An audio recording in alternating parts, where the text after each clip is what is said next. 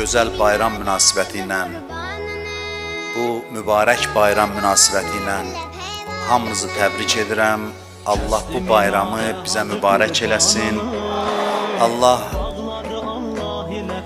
gələn günlərimizi, keçən günlərimizdən La ilahe illallah Muhammedur Resulullah. La ilahe illallah Muhammedur Resulullah.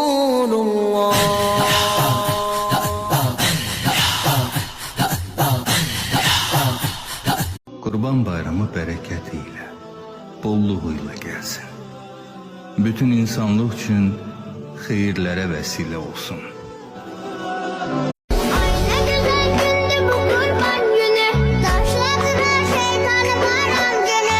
İstəsə kim Allah'a olsun yaxın, nəfsini qurban